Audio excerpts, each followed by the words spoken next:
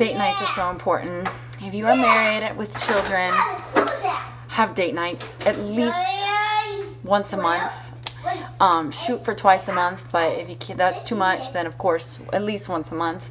If you can't get out, if you don't have a babysitter, someone you trust to leave your children with, create a date at home. Maybe save dinner until after bedtime and then have a nice little romantic candlelit dinner, just you and your husband, or have a little fun snack in the evening after the kids go to bed, like some cheese, a nice cheese and crackers and some champagne or wine, or some, I don't know, caprese grilled cheeses. That's mozzarella cheese with tomatoes and basil on some yummy herb bread. Whatever you like. Brie. Careful. Yes. So create a date at home if you can't get out, and get out as often as you can. It's really hard to have children, young children. Having a conversation with your husband is constantly interrupted, and there's always noise and craziness and things that need attention, things that need to be addressed. You're training little people to be self-controlled and to respect you and to love each other and to treat each other well. So there's constant interruptions, I'm sure you know, if you have children. So it's really important as a couple to stop and have time together where you can talk. And even if you have the evenings together, the same old routine, Netflix in your bed, can get boring and just can become just this normal boring thing that you do all the time. But if you go through a book together, or if you create a nice romantic snack in another room of your house, like your living room, or if you have a fireplace in front of your fireplace, or outside on the deck or your patio, whatever, a new environment, new surroundings. It freshens things up a bit. It's really important. And then, of course, if you can get out, get out.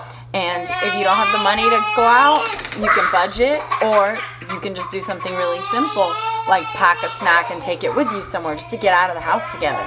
And people always say, don't talk about the children on your date. And I always used to think, how weird. I want to talk about my children with my husband. I want to hear his heart on how much he loves them and the sweet moments he's had with them. And I want to share with him the sweet things. So I think that's okay, but don't make it the whole date, you talking about your children, and don't share the stresses of parenting on your date. Enjoy each other. Find out about each other's days, any new interests, any new things that he wants to explore, making a hobby, or any things that you have found interest in that you want to tell him about.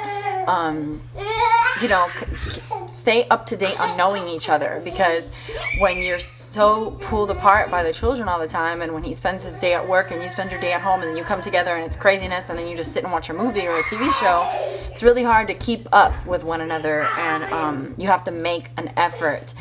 Something that I have clung to from a book that I read a while ago is having a goal of what you want your marriage to be in however long, and that every single day, everything that you do is going to either push you towards or away from that goal.